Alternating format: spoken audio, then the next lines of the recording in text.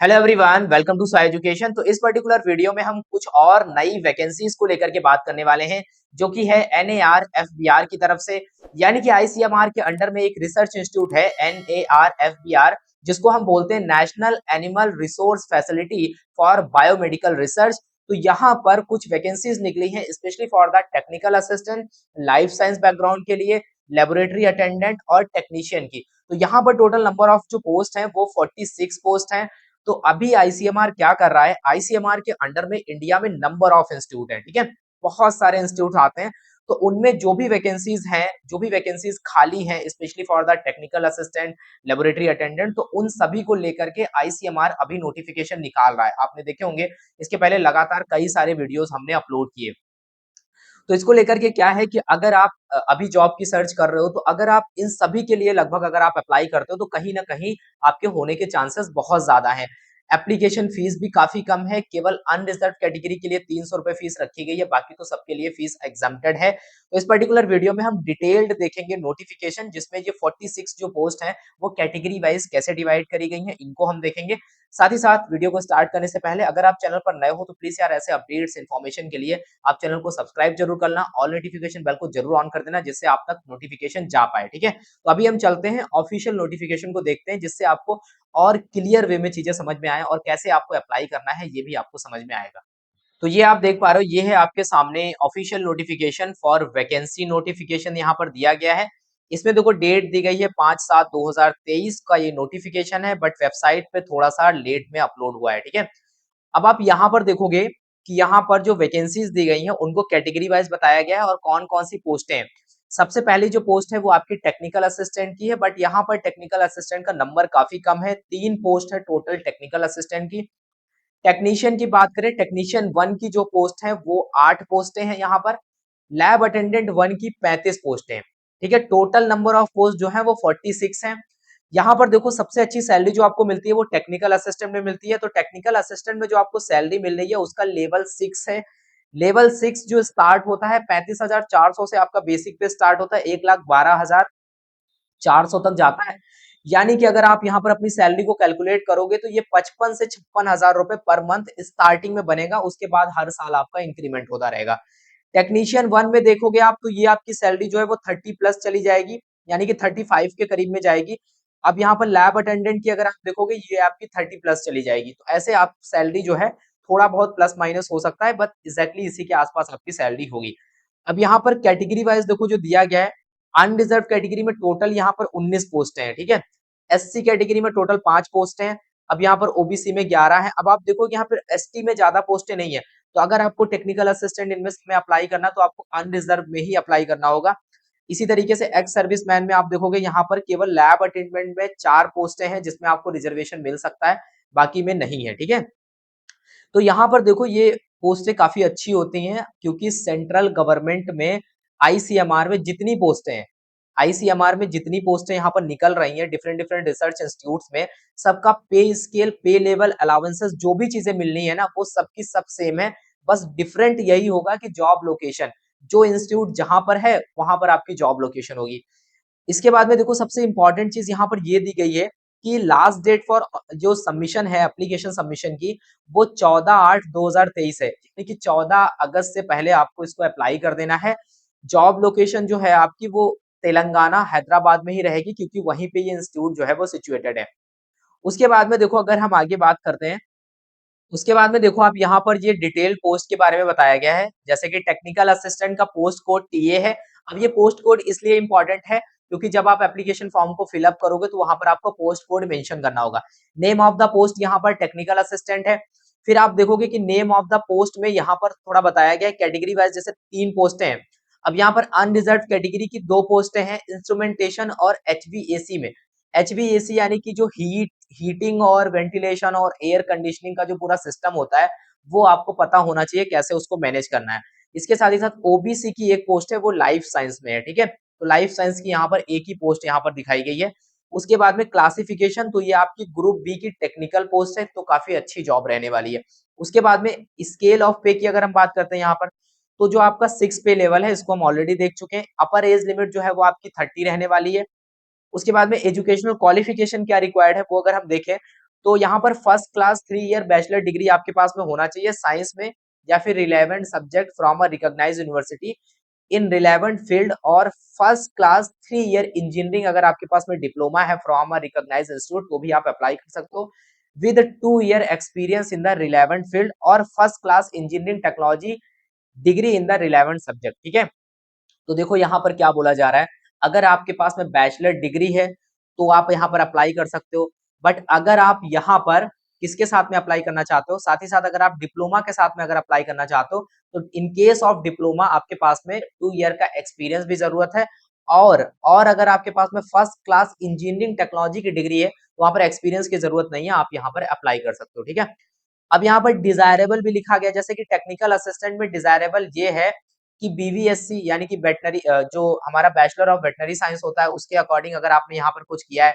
Animal husbandry में अगर आपने कुछ किया है तो यहाँ पर उसके साथ में अगर आपके पास में 2 ईयर का एक्सपीरियंस है, 2 ईयर का एक्सपीरियंस है, हैंडलिंग, आइडेंटिफिकेशन, ब्रीडिंग और ये जो पूरा रिस्ट्रेनिंग वगैरह होता है, तो इसको लेकर के अगर आपके पास में एक्सपीरियंस है तो आप यहाँ पर अप्लाई कर पाओगे। ठीक है, उसी के बाद में टीए यानी कि टेक्निकल असिस्टेंट इन इंस्ट्रूमेंटेशन की बात करें तो यहाँ पर biomedical engineering, electronics and communications engineering, इसमें अगर आपने किया है विद 2 ईयर एक्सपीरियंस अगर आपको है तो अप्लाई कर सकते हो। अब यहाँ पर देखो क्या बोला जा रहा है, डिजायरेबल, यानी कहने का मतलब ये है कि जिसके पास में ये क्वालिफिकेशन होगी तो उसको वेटेज मिल सकता है यहाँ पर, इसके साथ में ये डिजायरेबल है, बट इसके साथ में आप अप्लाई कर सकते हो। ये और जो एक्स्ट्रा एक्सपीरियंस वगैरह मांगा जा रहा है अगर आपके पास में ये है तो आप यहाँ पर आपको वेटेज मिलेगा। टेक्निकल असिस्टेंट की अगर हम यहाँ पर बात करते हैं, ये वेटेज कब मिलेगा, पहली बात तो आपका जो मार्क्स होंगे पेपर के वही कंसिडर किए जाएंगे, बट फिर भी अगर आपके सेम मार्क्स होते हैं वहां पर तो उस टाइम पे डिजायरेबल क्वालिफिकेशन को देखा जाता है। अगर सेम कैंडिडेट ने, मतलब दो कैंडिडेट ने अगर सेम मार्क्स गेन किए तो उस टाइम पे अगर उनको सेलेक्ट करना है तो वो इस बेसिस पे यहाँ पर सिलेक्शन कर सकते हैं। उसके बाद में टेक्निकल असिस्टेंट इलेक्ट्रिकल या फिर जो एचवीएसी मैंने आपको बताया, जो हीटिंग और वेंटिलेशन और एयर कंडीशनिंग सिस्टम होता है उसको लेकर के, मैकेनिकल इंजीनियरिंग विद 2 ईयर अगर एक्सपीरियंस है तो आप यहाँ पर अप्लाई कर सकते हो। फिर हम देखो थोड़ा सा अलग देख लेते हैं, टेक्नीशियन 1 की जो पोस्ट है, टोटल नंबर ऑफ पोस्ट 8 है। अब यहाँ पर animal facility, animal facility, animal facility, सबसे ज्यादा पोस्ट जो है वो एनिमल फैसिलिटी में ही है। यहाँ पर ये ग्रुप सी की पोस्ट है, वो ग्रुप बी की पोस्ट थी, ग्रुप सी की पोस्ट है। यहाँ पर आपका पे लेवल भी काफी कम होगा उसके कंपैरिजन में।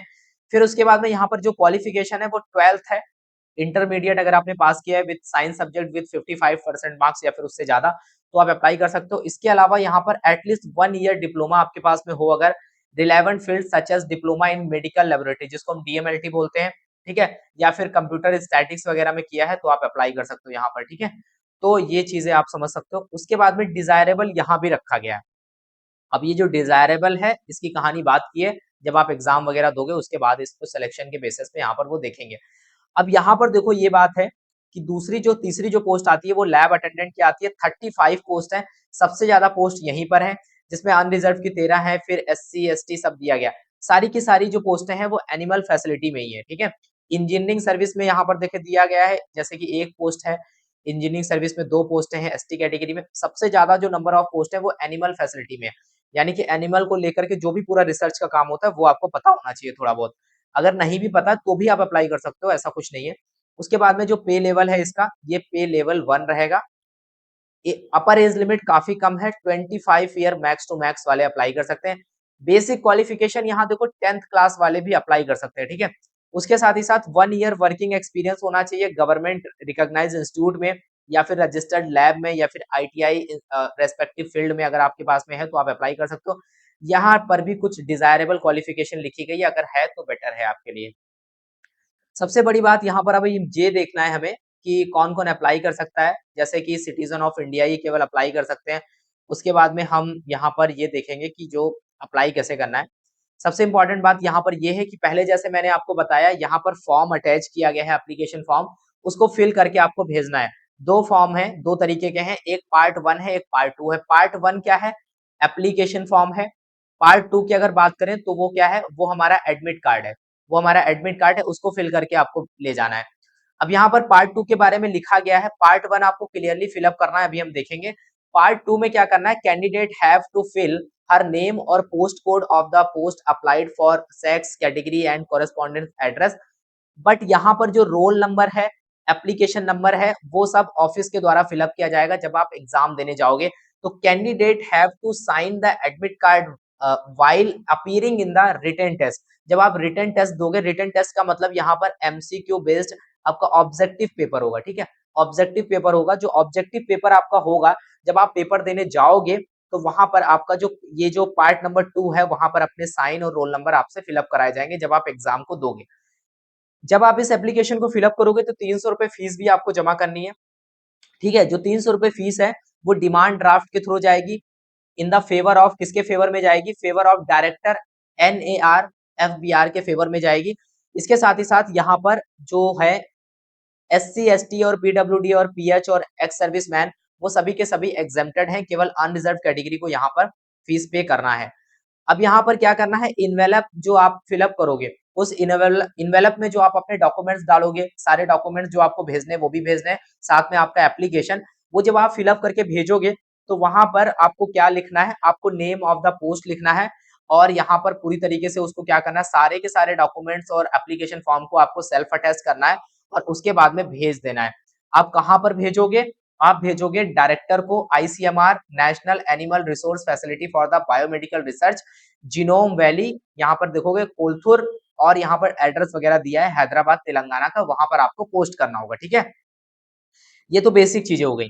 उसके बाद में आप जब यहाँ पर भेजोगे तो आपको कुछ डॉक्यूमेंट्स अटैच करने हैं, जैसे कि डेट ऑफ प्रूफ आप भेजना है, डेट ऑफ बर्थ का प्रूफ भेजना है, आपको आधार कार्ड डालना है। इसके साथ ही साथ आप यहाँ पर हाई स्कूल का तो आप डालोगे ही डालोगे, हाई स्कूल का मार्कशीट और इसके साथ ही साथ जो सर्टिफिकेट होता है वो आप भेजोगे। तो यहाँ पर क्लास 10th से लगा करके जितना भी आपके पास में क्वालिफिकेशन है वो सब आपको भेजना है। अगर एक्सपीरियंस में आप अप्लाई कर रहे हो तो एक्सपीरियंस आपको या इसका प्रूफ भी आपको भेजना पड़ेगा। उसके बाद में आप यहाँ पर देखोगे कि जैसे इनकम सर्टिफिकेट वगैरह अगर आप यहाँ पे लगा रहे हो, अप्लाई कर रहे हो उसके लिए, तो वो भी आपको देना होगा। कैटेगरी का प्रूफ आपको देना होगा, नो ऑब्जेक्शन सर्टिफिकेट आपको देना होगा। अगर आप किसी गवर्नमेंट जॉब में ऑलरेडी हो तो आपको यहाँ पर NOC देना होगा। फिर अगर हम बात करते हैं तो यहाँ पर ये भी लिखा गया है कि detail of experience in the prescribed format for candidate working in ICMR project continuously. अब यहाँ पर क्या है कि आपको अगर आपके पास में कोई एक्सपीरियंस वगैरह है तो वो प्रॉपर आपको भेजना है। Appointment letter and joining order in respect of project service in ICMR funded project. अगर ICMR फंडेड प्रोजेक्ट में किसी में भी आपने कुछ टाइम के लिए काम किया है, 1 साल 2 साल 6 महीने के लिए, तो उसका अपॉइंटमेंट लेटर या ज्वाइनिंग ऑर्डर वगैरह आपको सेंड करना है। उसके बाद में डिसेबिलिटी सर्टिफिकेट अगर आप क्लेम कर रहे हो तो वो आपको भेजना है। सिलेक्शन प्रोसेस जो है, selection will be through a written test only, यानी कि पेपर होगा, ऑब्जेक्टिव क्वेश्चन आएंगे, ठीक है। उस और जनरल पेपर होगा, जैसे कि मैं आपको बताऊं तो यहाँ पर जो आपका 40% वेटेज है वो आपका कोर सब्जेक्ट पोर्शन से होगा, 60% वेटेज जो है वो जनरल एप्टीट्यूड का होगा। जैसे कि 40% आपका टोटल आप जिस सब्जेक्ट से अप्लाई कर रहे हो वहां पर उसके लेकर के होगा, 60% आपका जिसमें 15 क्वेश्चन रीजनिंग के हो जाएंगे, 15 क्वेश्चन आपके मैथ के हो जाएंगे, 15 क्वेश्चन आपके इंग्लिश के हो जाएंगे, उसके बाद में आपके 15 क्वेश्चन जीके के हो जाएंगे, ठीक है। तो ये आपको समझना है। The selection for the group B और C post will be done based on the merit, merit के बेसिस पे होगा। और यहाँ पर ये भी लिखा गया dispensing the interview as per the instruction of the DOPT। अब यहाँ पर मेरिट तो होगा ही होगा, उसके बाद में इंटरव्यू वगैरह के बारे में यहाँ पर क्लियरली भी बताया नहीं गया है, बट हो सकता है। बाकी जो ICMR की पोस्ट थे उसमें नहीं मेंशन था, बट इसमें ये कंडक्ट कर सकते हैं एज पर द DOPT, यानी कि डिपार्टमेंट ऑफ पर्सोनल ट्रेनिंग जो है उसके अकॉर्डिंग ये कर सकते हैं। तो एक जनरल छोटा सा इंटरव्यू भी यहाँ पर रखा जा सकता है, ठीक है। उसके बाद में यहाँ पर अगर हम बात करते हैं कि ये सारी चीजें तो वो बेसिक हो गई, जो आपको अगर एज लिमिट और इनके लिए अगर आपको रिजर्वेशन चाहिए तो उसको आपको डिटेल में पढ़ लेना है। EWS वो हमारे किसी ज्यादा काम का नहीं है। अब हम यहाँ पर अगर हम बात करें तो सबसे पहले अगर हम देखें यहाँ पर जो आपको फॉर्म फिलअप करके भेजना है उसके बारे में अगर देखें तो इस नोटिफिकेशन को जब आप स्क्रॉल करोगे और आप नीचे जाओगे तो यहाँ पर आपको वो दिख जाएगा फॉर्म।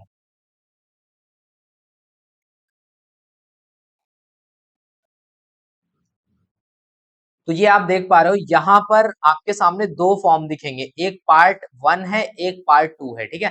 पार्ट 1 एप्लीकेशन फॉर्म है, पार्ट 2 आपका एडमिट कार्ड है। तो पार्ट 1 को आपको यहाँ पर फिलअप करना होगा।